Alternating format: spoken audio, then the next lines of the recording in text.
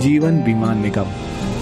LIC की शुरुआत सिर्फ 5 करोड़ रुपयों से हुई थी, लेकिन अब 6 दशकों बाद LIC की कुल संपत्ति बढ़कर 31 लाख करोड़ से भी ज्यादा हो गई है, जो दुनिया के लगभग 75% देशों की GDP और इंडिया के सारे म्यूचुअल फंड्स की टोटल इन्वेस्टमेंट से भी ज्यादा है। इसके अलावा LIC के पास इतने ग्राहक हैं कि अगर सारे LIC पॉलिसी होल्डर्स एक ही देश का हिस्सा होते तो वो दुनिया का चौथा सबसे बड़ा देश होता। तो चलिए अब बिना देर किए आइए आराम से बैठते हैं और देखते हैं LIC का विशाल बिजनेस साम्राज्य।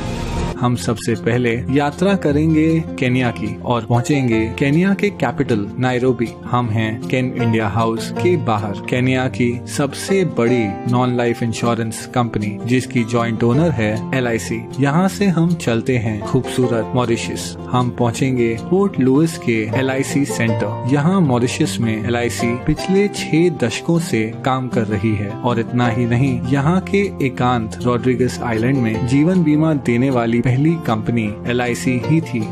अब मॉरिशस के बीच से चलते हैं हम रेगिस्तान की ओर और पहुंचेंगे बहरीन। LIC इंटरनेशनल बहरीन की सबसे बड़ी जीवन बीमा कंपनियों में से एक है।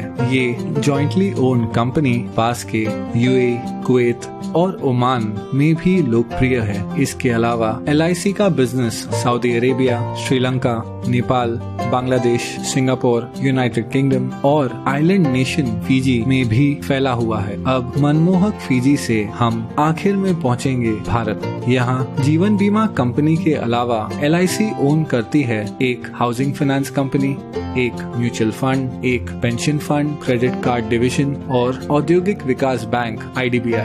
LIC इतनी विशाल है कि उसके पास 11 लाख से ज्यादा एजेंट्स हैं और हर साल सिर्फ कमीशन में 20,000 करोड़ से भी ज्यादा का भुगतान करती है। इतना ही नहीं, LIC भारत की सबसे बड़ी इंस्टीट्यूशनल इन्वेस्टर यानी संस्थागत निवेशक है और LIC की बहुत सारी कंपनियों में महत्वपूर्ण शेयर होल्डिंग है। इस वीडियो में हम उनमें से कुछ कंपनियों को गौर से देखेंगे। LIC के इन्वेस्टमेंट्स को समझने के लिए चलिए सैर पर चलते हैं। कुछ दूर चलने के बाद हमें एक बैंक दिखेगा। बैंकों की बात करें तो LIC के पास ICICI, एक्सिस बैंक और भारत की सबसे बड़ी बैंक SBI में 9% से ज्यादा की शेयर होल्डिंग है। इसके अलावा LIC के पास Yes Bank, Punjab and Sind bank, PNB, Union Bank of India और कैनरा बैंक में माइनॉरिटी शेयर होल्डिंग भी है। कुछ और आगे बढ़ने के बाद हमारे चारों ओर हैं आसमान छूती इमारतें। ये हैं स्टील और कंक्रीट के आधुनिक चमत्कार। स्टील की बात करें तो LIC के टाटा स्टील और स्टील अथॉरिटी ऑफ इंडिया में लगभग 9% से ज्यादा की शेयर होल्डिंग है और सीमेंट के मामले में LIC के पास ACC, अंबुजा सीमेंट्स और भारत की सबसे बड़ी सीमेंट कंपनी अल्ट्राटेक सीमेंट में माइनॉरिटी होल्डिंग भी है। इसके अलावा अगर निर्माण की बात करें तो LIC भारत की सबसे बड़ी कंस्ट्रक्शन कंपनी L&T की सबसे बड़ी शेयर होल्डर है। चलना बहुत हो गया, अब आइए कोई कार चलाते हैं। हमारे पास 2 विकल्प हैं। हम भारत की सबसे बड़ी कार कंपनी मारुति सुजुकी या भारत की प्रमुख SUV निर्माता महिंद्रा एंड महिंद्रा की कार चुन सकते हैं। वैसे महिंद्रा एंड महिंद्रा दुनिया की सबसे बड़ी ट्रैक्टर बनाने वाली कंपनी भी है। हम जो भी ब्रांड चुनते हैं, LIC की इन दोनों कंपनियों में 5% से ज्यादा की शेयर होल्डिंग है। लेकिन क्या होगा अगर कार की बजाय हम एक मोटरसाइकिल की सवारी करें? उस मामले में भी LIC माइनॉरिटी शेयर होल्डर है बजाज ऑटो, TVS और दुनिया की सबसे बड़ी 2 व्हीलर निर्माता हीरो मोटोकॉर्प की। अब हम हमारी बाइक ढलते हुए सूरज की ओर लेकर जा रहे हैं, लेकिन क्या होगा अगर हमारा पेट्रोल खत्म हो जाए? अगर पेट्रोल की बात करें तो यहाँ भी LIC का माइनॉरिटी हिस्सा है तेल मार्केटिंग कंपनीज जैसे ONGC, BPCL, गेल, कैस्ट्रॉल इंडिया और भारत की सबसे बड़ी commercial oil company Indian oil में। अब हम हैं एक आलीशान होटल के बाहर। ये है ITC ग्रुप का होटल ITC मराठा। ITC के पूरे भारत में 100 से भी ज्यादा लग्जरी होटल्स हैं। वो एशिया की सबसे बड़ी सिगरेट बनाने वाली कंपनी भी है।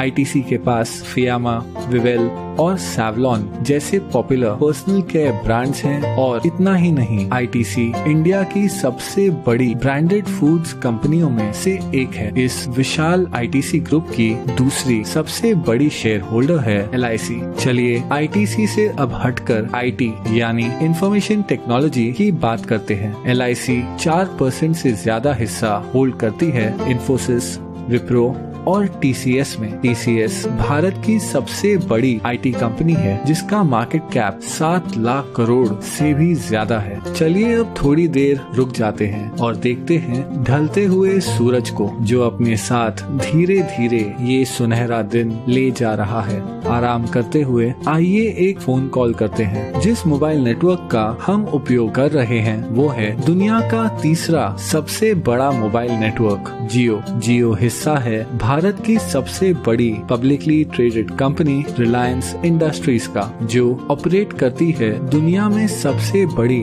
Oil refinery. और हाँ, एलआईसी रिलायंस इंडस्ट्रीज के 6% शेयर्स की मालिक है। चलिए अब आकाश की ओर देखते हैं। अगर हम गौर से देखें तो हमें नजर आएगा फाइटर प्लेन तेजस, जिसे बनाया है हिंदुस्तान एरोनॉटिक्स ने। हिंदुस्तान एरोनॉटिक्स में लगभग 7% की शेयर होल्डिंग है एलआईसी की। इसके अलावा एलआईसी का भारत की सबसे बड़ी बिजली उत्पादन उपकरण कंपनी बीएचईएल में लगभग 10% शेयर होल्डिंग भी है। अब पहुंचेंगे हम हमारे आखिरी स्टॉप पर। ये है नेशनल स्टॉक एक्सचेंज, जहां बड़ी से बड़ी कंपनियों की किस्मत रोज बदलती रहती है। एनएसई पर जो कंपनियों की ट्रेडिंग होती है उनमें शामिल है telephone company MTNL, biscuit company Britannia industries, Bharat की सबसे बड़ी footwear company Bata India, Bharat की सबसे बड़ी private port company Adani ports और दुनिया की सबसे बड़ी विस्कोस रेयन फाइबर कंपनी